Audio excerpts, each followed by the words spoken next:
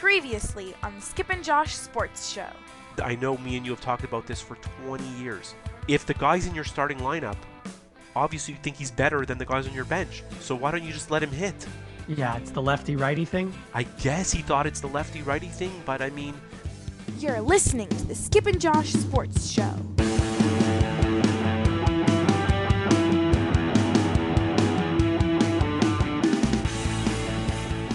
Hey Skip, how's it going? It's going great. We were texting during Game 7 of the World Series. Yeah, we were texting all week.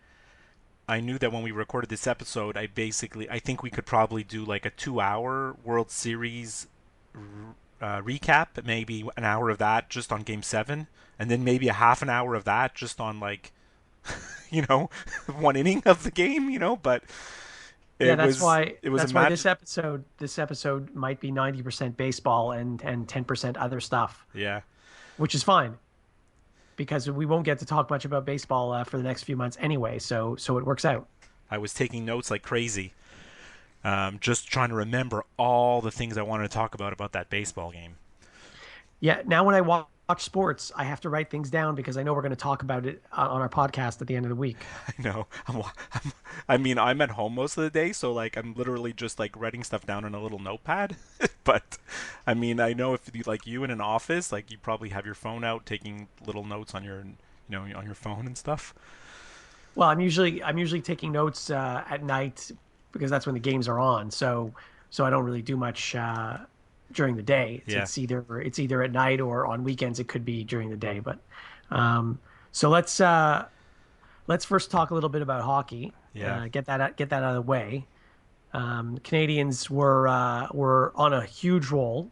Everyone was talking about how they're in first place and best record in the league, and I don't know how many points they had.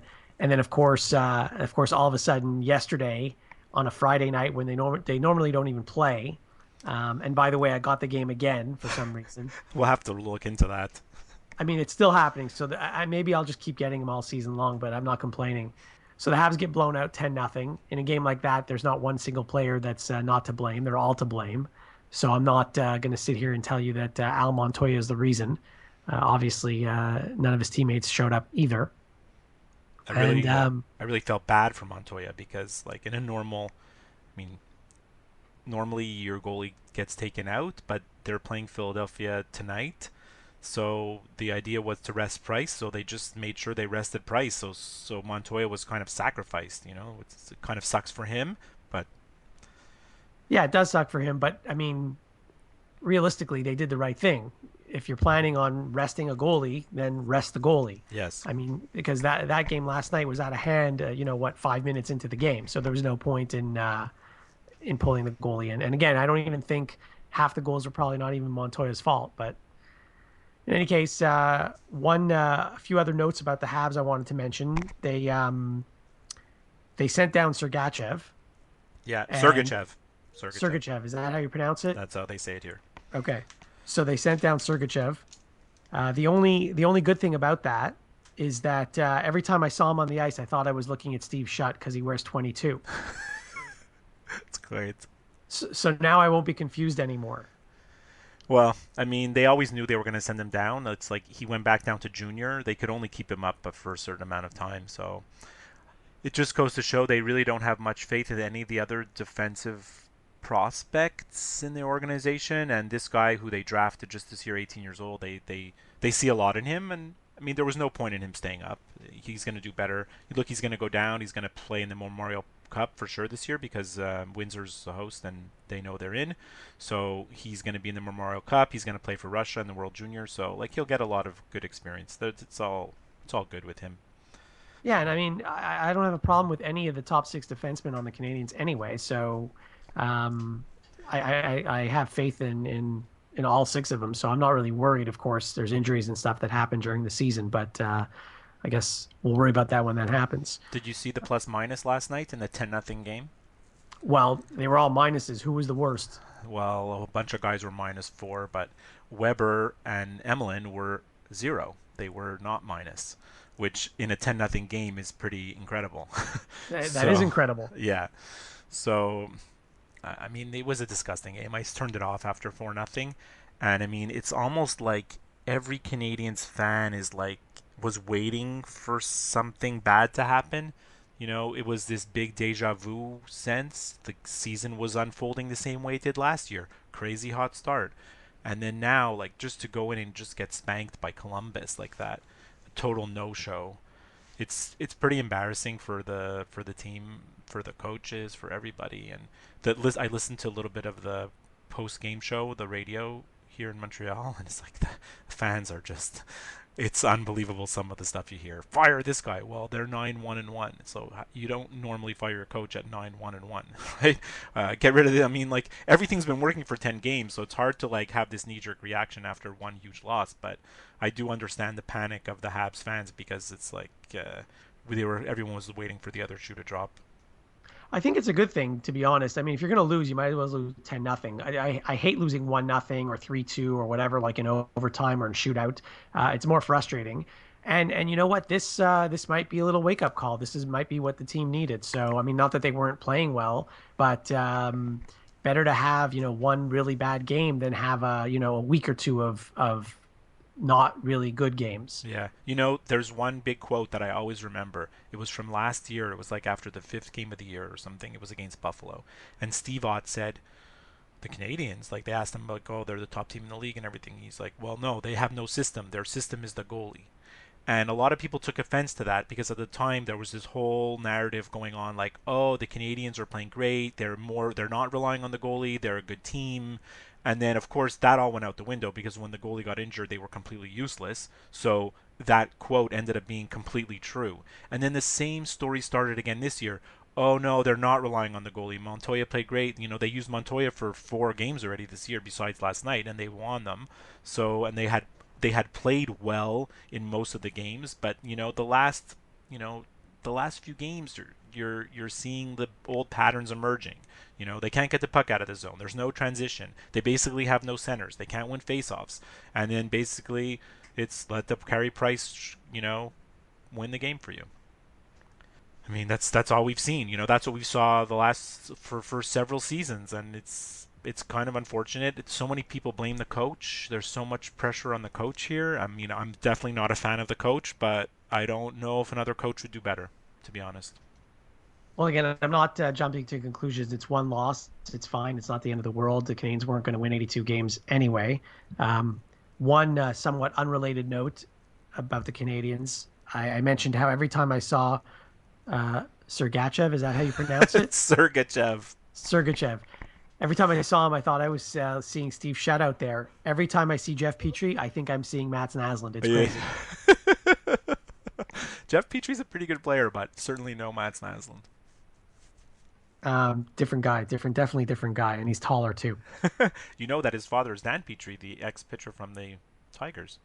I didn't know that. You didn't know that? I didn't know that. Yeah, he's American. Oh. His father, World Series winner in 1984 Tigers. There you go. I used to like him in Stratomatic. The Skip and Josh Sports Show. They don't take your calls. So let's switch gears to football now. Mm-hmm. Because we need to save a lot of time to talk about baseball later. A lot of good games this week. I give maybe the season's heating up a little bit. I don't know. There's some good matchups this week. I don't know if I'll spend the whole day Sunday in front of the TV, but the Sunday night game is really intriguing with Broncos Raiders. You know, Broncos with their crazy defense, and the Raiders are just such an interesting team. You know, their quarterback's getting a lot of talk about. You know, he's the next big star, and they had 22 penalties last week and they still won. So it's like seem to be an interesting team to watch. Yeah, when was the last time anyone said that the Raiders were an interesting team to watch? It must have been over a decade ago, I think. The last time a Broncos Raiders game was relevant, it was John Elway versus Marcus Allen. Going back to the old days of when the AFC West was like super interesting, right? Did the Raiders play in the Super Bowl against Tampa Bay like over a decade ago? Am I dreaming that? Yeah, they did. There was Rich Gannon was the quarterback, Tim Brown. That's right. But the Tampa won.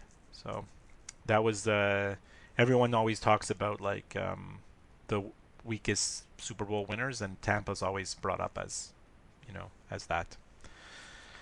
So here's what I wanted to talk about with regards to football. Hmm.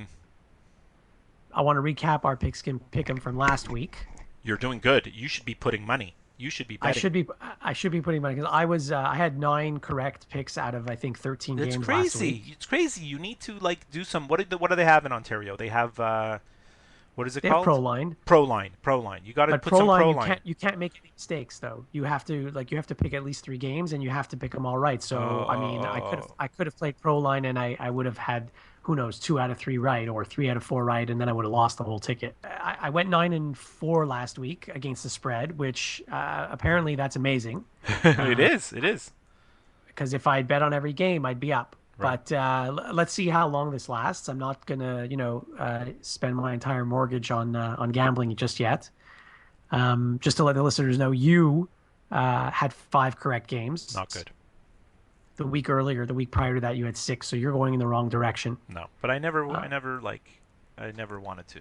Never claimed No, to be a. You know, it's a crapshoot. yeah, it is. Yeah. This week, both of us got the Thursday night game correct. So we're both off to good starts. Good. We'll see what happens. I know I've already made my picks for the weekend. I think you have as well. Yeah. And a little bit of a fantasy football recap. Last week, I won my game. So I've won 3 in a row. Oh shoot! You're on fire. I'm on fire, except this week I'm playing a team who's 8-0. Oh God. So Those guys are unbeatable. it's our Philadelphia correspondent. Yes. And the good thing is, yes, they're 8-0, but they've got a lot of good players on a bye week, as does my team. So Anything can really, happen. really, the teams that we're fielding, both of us, they're not our real teams. I have 4 starters that I can't use. He has 4 starters that he can't use. You know, I met some guys this summer that play fantasy football, and they do a different format, which I think it's something I'd like to maybe do next year, where every week you play 2 games. I've heard of this. Yeah, and I think it's way more fair, right? Like it's fair in terms of like if you come up against a hot guy and you get 100 and you lose 105 to 100, it's not fair because you would have beaten pretty much everybody else. But then also maybe, you come up with a guy that has all his bye week, I don't know, it just should even it out a little bit. Maybe we'll try it next year. Yeah, I don't know if the website we use has that capability, but I'll look into it. The guy that I talked to I think they paid for a site specific for it. Okay. I mean, listen, you still only have to set one lineup, so it's not like you have to do double the work to set your lineup. You're playing against 2 different teams, so Yeah. it should work. Your game last week, you actually you had a big game. You won 96-71. Yeah. Huge. So you're not I'm out not of dead, it. but I No, can't you're I not. can't afford any losses. No, you can't afford any losses. And let's see who you're playing this week. You're playing another 2-6 team, and you're already up 21-10 after the Thursday game. Yeah. So, and both of you have 8 guys left on the weekend. So there's still hope for you. Yeah, it's funny because I have Brady and Roethlisberger. So Roethlisberger's hurt, Brady's on a bye, so I actually had to pick up a quarterback. Who'd you pick up? Jameis Winston. Not bad. They got killed, but he had a good game on Thursday. So, but I heard rumors that Roethlisberger might play. Is he playing? I couldn't take a chance. They said he was a participant in practice. He didn't take all the snaps, but he was a partial participant in practice. Which, So is that going to who be a knows? game time decision? I guess. I mean, Steelers fans are crossing their look. This guy needs to be healthy. They're not going anywhere without Roethlisberger, and they're playing Baltimore this week, which is a huge rivalry. So that's always a crazy physical game. I don't know if I'd put Roethlisberger in this week if he's not. I mean, if he's not 100%, you don't play him. There's no way.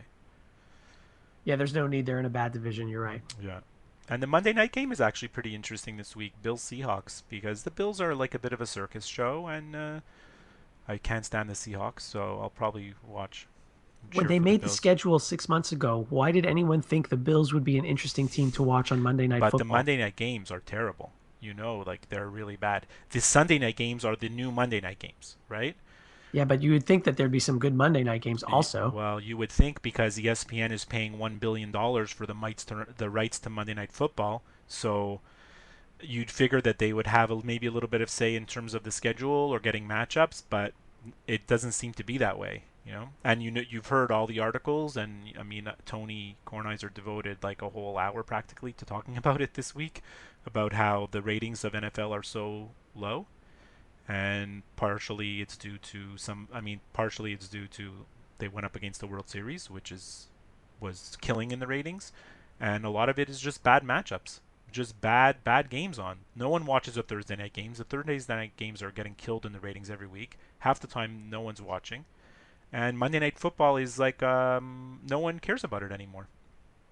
Speaking of ratings, you were saying how the World Series was doing better than the NFL, which is unheard of. But it was, and you're right, Tony Kornheiser did talk about this. The Sunday night game, what was Dallas and Philly. Now, Dallas, I think, is the number one draw when it comes to television ratings in the United States. Dallas wins the ratings anytime they're on, no matter who they're playing. Yeah. And this past Sunday they were playing Philly. That also draws really well. Right. So that game should have blown out the World Series easily. Usually it would in past years, and this year it didn't. And I think a little bit of that has to do with the fact that the Cubs are a great story and the Indians are a great story. I mean, if it was Minnesota versus Atlanta in the World Series, I don't know that would have beat Dallas Philly. But anyway, Cubs being in it is a huge factor. It's such a big story, I think there's tons of people watching baseball that don't normally watch, so. And I bashed MLB a week ago for starting their games so late. I'm going to stick to that because I don't know how many kids were able to stay up to watch the end of the World Series, which ended past midnight Eastern time. And I know that it went into extra innings, and I know that there was a rain delay, but still, they might want to consider starting their games at 7:00, at least on the weekdays, and then maybe even having some day games on weekends. Especially during the regular season. During the regular season, games are always on at 7 or 7:30. So why change it all of a sudden? Well, a lot of things change when the playoffs start. Like, for example, look at all the days off you have during the playoffs. You really only need, in some cases, a 3 or 4 man rotation. Yeah. So I mean, there's so many things that change during the playoffs. But that's probably for a What Bugs Me segment later on in the year. For sure. Hi there, Skip and Josh will be right back. To get in touch with them, you can send them an email to skipandjoshshow@gmail.com. You can follow them on Twitter @skipandjosh, and you can visit their website at www.skipandjosh.com. And now, back to the show. So let's get into the World Series. I don't even know where to start because there's so much to talk about. I mean, I think it was the best World Series I've seen in my life. It was I don't know if it was the best one, but it was certainly an exciting one. Like, I was glued to the set every game. Yeah. I mean, and just like Francona, Joe Madden, it was so much like the debating of the moves, especially Madden with the pitching, using Chapman in Game 6, overusing him, and then coming back with him again. And there was like so much. I mean, baseball's the ultimate second-guessing sport, right? I mean, it's made for that. So, I mean, Madden took a lot of heat, and he's damn lucky that he won because a lot of people are still questioning all the moves he made. Yeah, I'm gonna rip both managers on today's episode. I don't know who I should start with. Joe Madden made it clear that he only trusted one guy in his bullpen, maybe two, and just one. There's only one. Well, he did trust Edwards a little bit. Only when he had to. Who I thought was a race car driver. I didn't realize was a baseball player. It was a combination of like a hamburger fast food restaurant and a race car driver. There you go. Thank you. Perfect. So, but here's what I don't understand. The Cubs won the World Series, so I'm going to second guess and third guess and do whatever I want. But they did win the World Series, so you can't really argue with anything Madden did because they won. But if it's true that all he trusts is Chapman, then why does he take his starters out of the game so early, especially when they're cruising? Like, Arrieta was cruising in his last game, didn't need to come out, and he hadn't even reached 100 pitches. And same thing with Hendricks. Hendricks was cruising, didn't have to come out. He was nowhere near 100 pitches. If you don't trust your bullpen, especially if you're playing in an American League Park where your pitcher doesn't have to hit, why are you taking him out? He completely overmanaged Game 7.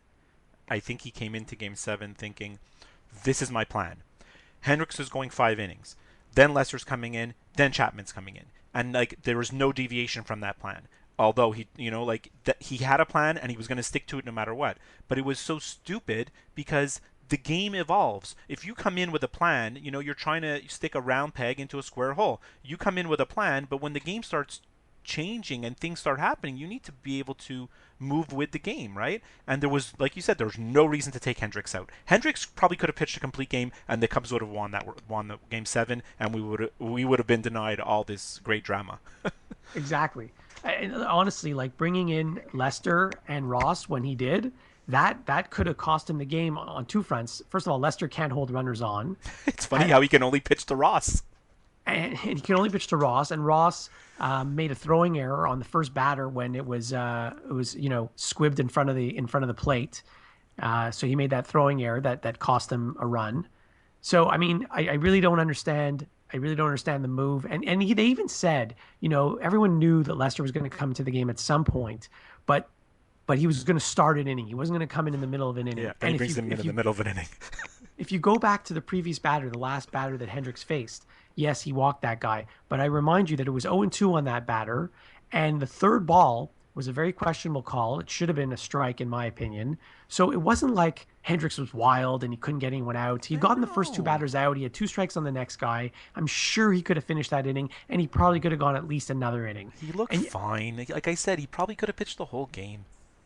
And then, of course, in Game 6, when Game 6 was the worst. Game 6 is where Madden started. It's where everything started.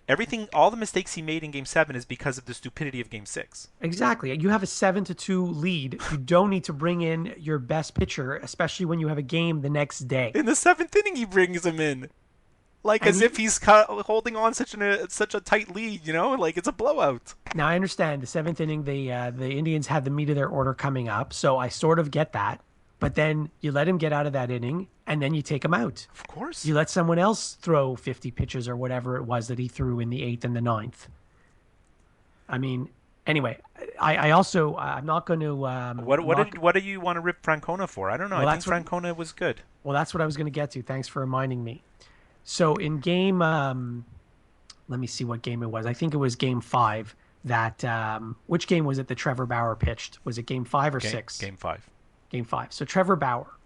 So if you look at Trevor Bauer's stats, I realize you don't know what's going to happen before it happens. Right. But if you look at Trevor Bauer's playoff stats, even before he had the whole incident with his pinky, look at his stats. I looked them up. He was brutal in the postseason, and I realized that 2 of their starters were injured and out for the season. Although Salazar was on the World Series roster, by the way. He pitched in relief. So you've got Salazar on your World Series roster. You also have a guy who, granted, may have only thrown 11 innings all season in Ryan Merritt. Yep. Okay, but Ryan Merritt showed that in a pressure situation against the Blue Jays, he pitched great. And so you've got Trevor Bauer, who has not pitched one good game in the entire postseason this year. And he kept trotting him out there, and he kept trotting him out there. I would have used Ryan Merritt and or Salazar for Game 5. Yeah. That's where I'm faulting Terry Francona. I guess. I mean, it's hard to say. I mean, Bauer's he's been in the rotation all year. He's taking his turn, but yeah, I mean, he had enough faith in Merritt to go up in the biggest pressure game against the Jays, right? So why didn't he have enough faith in him to go up against the Cubs? I don't know. It's a really good question.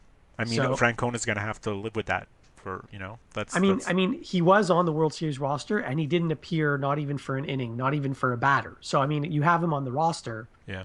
And their bullpen's so deep that he's never going to come in middle relief, right? No, exactly. But, you can start... I mean, how many innings did Trevor Bauer last in any of his starts? I'm going to look it up as we're speaking. I don't think he got out of the 5th most times because because they have such a quick hook, because they know they can bring in Ryan. They can bring in Miller for. I was going to call him Ryan Miller. They know they can bring in Andrew Miller for 2-3 innings and then and then get to the closer. So. Yeah, I'm looking at Trevor Bauer's game log for the postseason. So again, and this goes back to even before he had the whole pinky incident. Yeah. His longest outing was 4 2/3 innings. That was in the Boston series before he had the pinky incident. So I mean, he didn't show that he was capable of doing anything. And maybe Terry Francona, like you said, he's been in the rotation all year. You got to go with the guy. But I mean, again, he used Merritt in the previous series. I don't know why you wouldn't use him in the World Series if he's on your roster. You Yeah, obviously thought highly enough to put him on your roster. right. It's funny though because they're such different teams, right? Like one team has such a deep bullpen and the other one had no bullpen. Also, I mean, I don't think also the Cubs starting pitching was much better, and in my opinion, the Cubs batting order was much better as well. Oh, way better. Way better. Here's another thing I want to. I'm switching gears a little bit here, and I know you noticed this because we were texting about it during the game. Terry Francona pulled a Joe Madden, and he had this crazy shift on Schwarber, Yeah. almost as if he knew exactly where Schwarber was going to hit the He ball. still got 2 hits right He's through. still got two hits, like right by the second baseman who was playing shallow right field. I mean, they have a shift on him, and they still can't get the guy out. I He's a monster. I was amazed by that. Good for Kyle Schwarber. You know what bugged me about what I was not bugged me, but what was so interesting about the Cubs is what the hell happened to Hector Rendon? I mean, they only got Chapman in July, and they were in first place in July. So their closer, Rendon, who they used for half the season, he just disappeared. He came in. He was brutal down the stretch, and like they went out and got Chapman for a reason. And this guy, like he pitched, I think one game in the first. I think he pitched in game one. He got killed, and then we never saw him again. Right? So I'm gonna look up his stats while you're talking. they got one. He pitched one game in the World Series, and he got killed, and then they didn't use him again. Which they, of course, they shouldn't. But I just find it amazing that like they only got Chapman in July. They were in first place all year. I don't know what they did with their bullpen all year. I mean, obviously he used more than just Chapman, for 162 games, right? Yeah, I mean, once Chapman got there, I guess Rendon was Yeah, and I pushed to mean, I the guess when it gets to the playoffs, it's like everything's shorter, everything's like condensed, and he was really going to his go-to guys. But he had only one go-to guy. It was crazy. so he actually appeared. Rondon appeared in one, two, three, four, five, six, 7 games in Yeah, the postseason. yeah. His Um, ERA is like 20. his cumulative ERA was 4.5. Yeah. So he pitched against the Giants 3 times. He pitched against the Dodgers twice, and he pitched against Cleveland twice actually. Oh, Only like 2 1/3 innings. right. Uh, one of his outings, he pitched the third of an inning, and he gave up an earned run. Right. So, Right. and then the next outing, he pitched 2 innings and didn't give up anything. No confidence. I mean, he has confidence in Chapman, and that's who he went with. He didn't really feel comfortable going with anyone else. But like you Again, said, if you can that's the second guess, case, and you can second guess, and you can second guess, but they won. So If that's the case, you just leave your starter in there longer. And I mean, again, both Hendricks and Arrieta in their last starts, I think were like at around 80 pitches. yeah, Knowing that there wasn't any more starts for them. It was their last start of the season, so just let them go. right. Like you've heard me say before, the role of the manager in Major League Baseball. I feel like the manager actually does very little. Like there's not a big difference from one manager to the next, and a good manager versus a bad manager doesn't affect that much over the course of a 162 game season. But a bad manager could really really mess you up, and Madden almost outfoxed himself, in the last 2 games. You're listening to Skip and Josh Sports Show. I wanted to tell you something, an observation that I had. Did you see all the interview? Well, first of all, we'll go in chronological order. And I want to know if you notice this, because you always notice all the minutia of everything, and you always find out, see little things that a lot of people don't see. So I'm sure you noticed that Anthony Rizzo put the ball in his pocket after the third out. 100%, I noticed that. And did you see that as the ball was coming to Bryant on that little chopper, he was smiling. That I didn't notice. As he was fielding the ball, he was smiling. As he threw the ball, he was smiling. These two guys they're amazing for baseball because they are just little kids. They're little kids playing an adult game, right?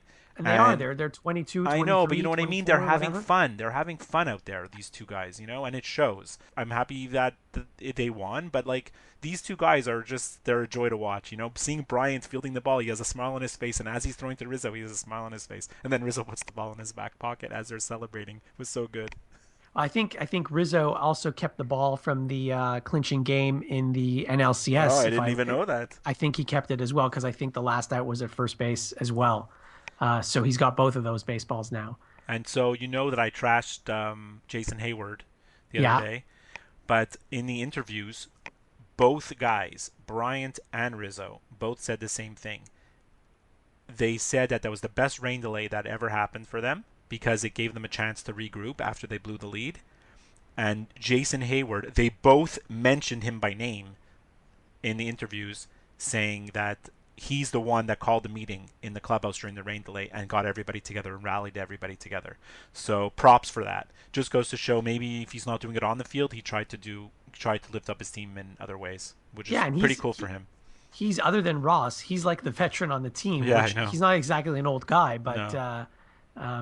at least he's good for that. And next season he can have a bounce back season. So who knows? Yeah, he could. I mean, he's the classic guy that scouts love, right? Huge guy, big arm, tons of power, can run. Like they always say, like the five tool player. The problem is the tool that he's missing is he can't hit. Right? So being able to have an at bat and grind an at bat and get a hit is a skill, right? It's not, you can't just look at physical like 6'4", 220, like all the numbers. Like hitting is a skill, and right now either he doesn't have it or he's just in a slump. I need to ask you an important question. I should have asked you after game one of the World Series. Yeah. Were you watching the Fox feed or were you watching the MLB feed on I was going to Sportsnet? ask you the same thing. I had it written down to ask you the same thing. I was watching the Fox feed. So was I. And I don't even know if the other feed was good or not, but I'm glad I watched the Fox feed, and I don't know why there are two different feeds. In case people are wondering, if you're not in Canada, because we have our own Canadian sports network, so they get the international feed, which is for, I don't know, maybe it's for other countries besides us, but because we also get Fox, we get the Fox feed. So I did watch on Fox. I found they were way better, and as soon as I saw Buck Martinez on the other feed, I never went back to it. I was like, Buck Martinez? No, we'll go to Fox. I can't listen to that guy. Fox had certain players mic'd up for different games. Mm-hmm. And I don't know if you remember in Game 7, David Ross was mic'd up. This was before he was in the game. And I don't know if it was Rizzo or Bryant. One of them went up Rizzo. To him in the dugout saying how he was like freaking out. He couldn't even breathe. He was so stressed. And Ross is just standing there telling him to calm down, to keep breathing, like as if he's been there before, which he has. He's won a World Series. He's like, yeah, it's going to get worse in the ninth inning. Yeah, I saw that. So yeah, I don't know. I mean, I honestly never went back to the other feed. Plus, what was great that we had two feeds is that we actually got all the Fox programming.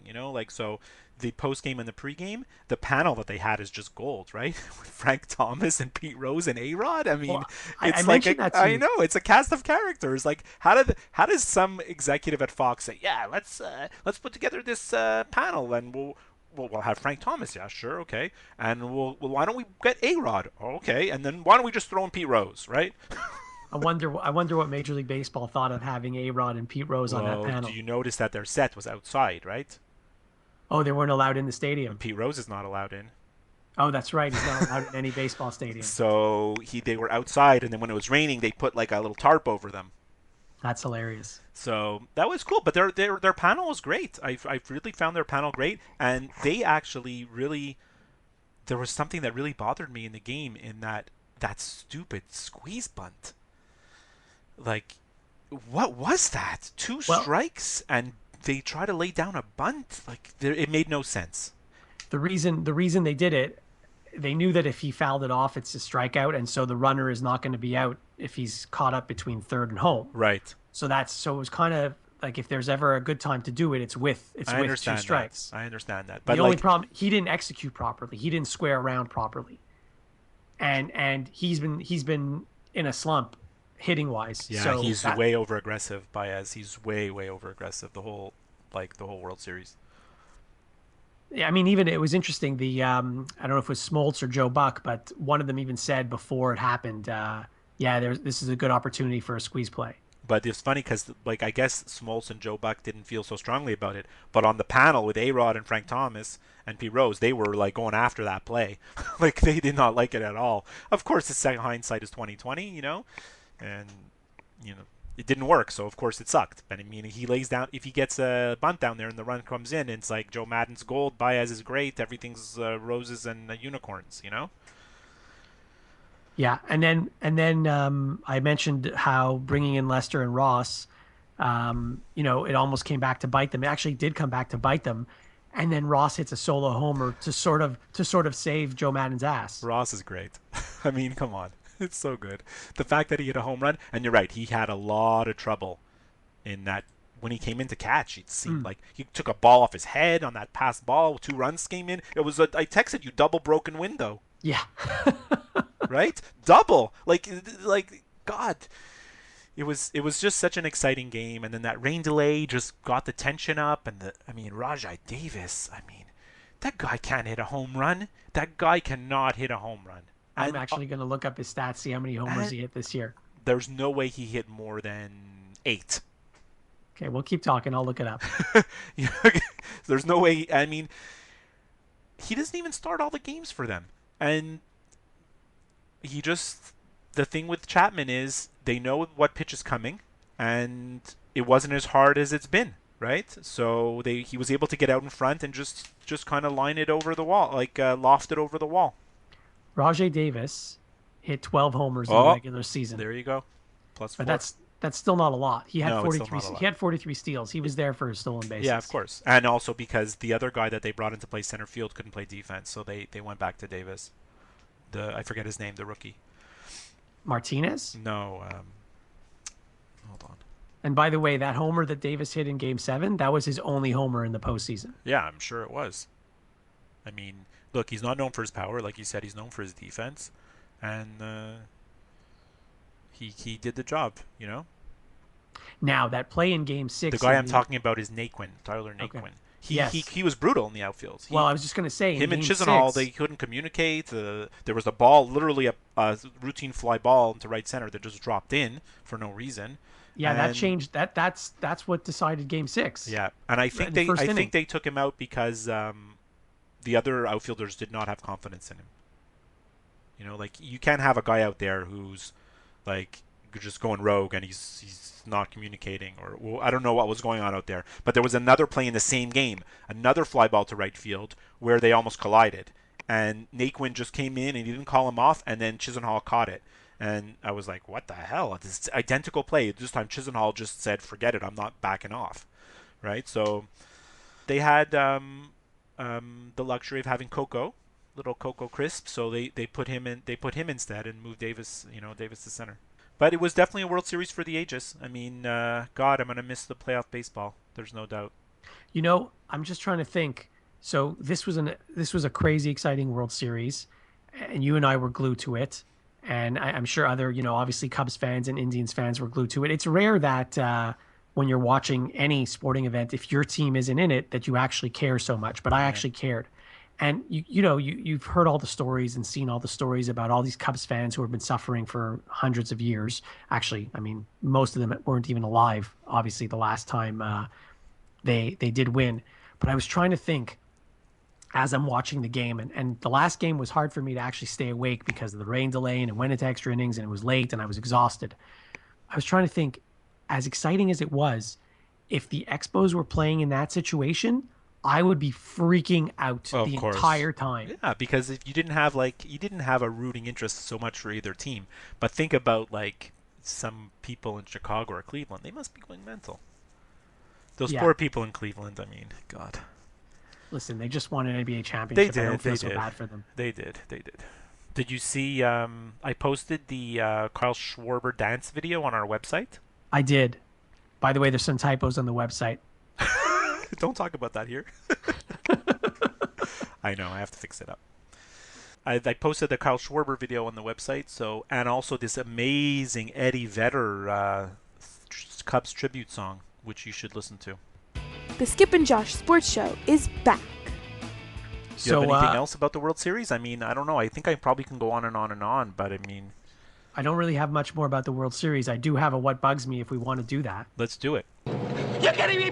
Boy, are you bugging me, man? I'm gonna nail. Ooh, God. I'm getting bugged now. Whoa, man. So what bugs me, and now that the World Series is over, the Major League Baseball is going to be announcing their award winners for MVP and Cy Young and Rookie of the Year and Manager of the Year and all those awards. And so everyone's saying how in the National League, Bryant is going to win the MVP. And he did have a very good season. And he was on, obviously, the best team in the league. What bugs me is that oftentimes there are players who have really good stats, and just because they play on bad teams, they don't even get consideration for awards. So this year, for example, and I'm gonna look it up right now. In my opinion, the player who should win the MVP should be Nolan Arenado on Colorado. On Colorado, thank you. If you compare Arenado's stats to Bryant's stats, and I'm gonna do that in a few seconds here, as soon as my computer speeds up. Okay, where is it? Arenado had 41 homers, 133 RBIs. Bryant had 39 homers, 102 RBIs. They both had a similar batting average. So there you go. I guess your definition of MVP is like whoever has like the best numbers? Yes. Or is it like most valuable to his team regardless of No, how good the team is? It's definitely not most valuable to his team, because if it was, then there's 30 different guys who should win it, because even if you're the worst team, there is a guy who's most valuable to that team. Yeah, I guess. Yeah. So it should be the most valuable player in the league. And yeah, I mean, Arenado had a higher batting average, I think. Yes, he did, by a couple of points. But he had, like you said, 133 ribbies. Bryant had 102. That's a big difference. Yeah, I know, but I think the Colorado, I mean, you bring up a bad example maybe of a Colorado guy, in that I think that the Colorado, when people see big numbers in Colorado, they tend to downplay it a little bit because of the park effect. But I mean, that's a fair point. Yeah, but I mean, I guess it's going to be Bryant, right? I mean, you're right. I don't know, when did this phenomenon start of player had to be on a winning team? I don't know, the last 10 years, I think. Like, I remember when we were in our teens, 20s, it's like you kind of just looked at the league, looked at the stats, and you knew who the MVP was going to be. I remember, like, one year it was like, oh yeah, Mike Schmidt's going to be the MVP, or like, oh, Dale Murphy, or like it always seemed like fairly obvious. Like I never remember like hearing all these debates, but now it's like, oh, is he most valuable to his team? Who has the best numbers? I mean, if you really look at who's most valuable to his team, I mean, it's probably Clayton Kershaw. He's the most valuable to his team. I wouldn't right? give MVP to a pitcher. I wouldn't either. I wouldn't either. But you know what I mean? Like, he's the most valuable to his team. Or maybe it's Big Papi. I don't know. Like, in any case, that's what bugs me. That, so who's going to be the MVP in the American League? Is it going to be Big Papi? It might be. I think it's going to be someone on the Red Sox. I don't know if it's going to be Big Papi. Yeah. But if you look at should be Mark Trumbo, right? Trumbo, or Encarnacion. Trumbo didn't have such a good batting average. Yeah, Big E, Double E. He did have a good season. Yeah. But there's also on Boston, Mookie Betts. Oh yeah, Mookie. Yeah, the Mooks. He had great stats. He hit well over 300. He had over 30 homers, over 100 ribbies, and he was excellent defensively. The one thing about Ortiz, he doesn't play in the field. I don't think that's a factor. Yeah, when you're only playing half the game. I would say, I think who do I think should be MVP? I don't know. Don't really care, but I think it's going to be David Ortiz. I think it will be because it was his last season, because he's 40 years old, and he didn't have a bad year. Yeah. So it's not like they're just giving it to him as a courtesy, like a parting gift. But in other sports, this is even more predominant, right? Because in basketball, the MVP is always on a team that you can never ever. You have to be on a winning team to be the MVP in basketball. It's impossible. Now, in fairness to Ortiz, he did lead the league in ribbies. He did hit over 300, so it's not like he had a bad year. So if he does win the MVP, I'm not going to argue that one. Right. I hear you. Interesting that the two guys who were tied for the lead in ribbies in the American League, both DHs, although Edwin Encarnacion played a lot of first base in the second half of the season. He did, and he will. Well, we'll see what team he's on. Well, not next year when he'll be on the Red Sox. He'll be DHing all full time next year. It's the Red Sox, I think, are just going to open the vault and give him what he wants, which is unfortunate. Well, I mean, are you a Jays fan or? I'm not a Jays fan, but I mean, I like to see players stay on the teams they're on. I hate it when teams, go and spend crazy money. It usually doesn't work out. Like if you look at it, when the Red Sox spent all that money on Pablo Sandoval, it didn't work out for them. Yeah. When the Angels spent all that money on Albert Pujols, it didn't work out for them. No, players really should ignore their agents a little more, and look at the situation they're in, and say, "Am I in a good situation here?" Like Pujols, he was on St. Louis. He had no reason to leave, right? Am I in a good situation here? Yeah. Am I in a winning team? Yeah. Do I have a better chance here? Yeah. Like, just stick around, That's what's interesting about the Cubs is they're so young that this team could be together for a while. They will. Right? I mean, Rizzo, Bryant, that's the cornerstone of their franchise for forever. Except Baez and Russell, I mean, that looks like a double play combination for who knows how long. They have this guy Contreras, who's a huge catching prospect. So I remember a time when the Expos were supposed to be the team of the '80s and never did anything. I know. So, that's true. So you can't say, oh, they're going to win 5, 6, 7 championships because injuries happen and Lester and Lackey are old and the Cubs still don't have a bullpen. So it's they did win and they were the best team, but there's still some things they have to work on in the off season. Dan Marino got to the Super Bowl in his rookie year or second year. And they lost, and he's like, I've seen many interviews with him where he'll say, like, I just assumed I'd be back to many more Super Bowls. I just assumed I'd be in, like, that was just the first one. I'll get him next time, and then he never made it back, right? So, good on the Cubs. Congratulations to them. To add to my point about the MVP always being on a good team or not even considering MVPs who are on bad teams. A really good player who had an amazing career, who I think is in the Hall of Fame, who never won an MVP because he was always on a bad team, is Tony Gwynn. That's a good example. And I'm pretty sure, considering he's in the Hall of Fame, he must have had a few good seasons somewhere in there that he could have been the MVP. He had a good season every year. The guy's like a 350 lifetime batting average. Exactly. But he played on San Diego, so no one knew about him. Yeah. So guys like that deserve consideration. That's all I'm saying. I just looked it up. The only time he was close to MVP was the year they made it to the World Series. So it goes to show, if your team's winning, yeah, maybe he might be the MVP. But he had great years every single other year, and they never considered him, right? And he was probably most valuable to his team more than anybody. This guy, for sure, because he was the only guy in the order. That's the other thing. If you don't have good players hitting behind you or hitting in front of you to drive in, that it makes it even more impressive that you were able to put up those numbers. Yeah, that's why when they put Schwarber batting second, I think it changed their order in the World Series. It's easy to put up good numbers when you've got like 5, 6 guys in the order that are hitting well. It's not easy to put up good numbers when you got schlubs in your batting lineup. Yeah, for sure. Schlubs, yes. We know what schlubs are. Of course. So I wanted to ask you, you texted me and my wife simultaneously the other day about an iron. Yes, I texted you and your wife and about 15 other people. I needed to buy an iron. I've never purchased one. I've never owned one. And I didn't know what would be a good brand to buy. And so I was trying to get consensus from about 15 different people. Unfortunately, most of the people who responded just told me to get the cheapest one there, which isn't what I ended up doing. Ended up going to Canadian Tire, and they had, 8 different kinds. And there was one that was regular for $100 and it was on sale for $60. So I bought that one. Oh, $60 iron. Your shirts are going to be like gold. Well, I used it once already. And just because the iron is good, the person using it has to know what they're doing. And I don't. So in your life, you never owned an iron? I never owned an iron. I've ironed a few times. Once I was at a hotel and I used the iron at the hotel. And once when I was still living at home, I used my parents' iron. It's not as easy as it looks. Of course, it's very hard. So I used it, and I'll be using it again, and we'll see how that goes. You But should invest in these shirts that you see on TV, these no wrinkle shirts.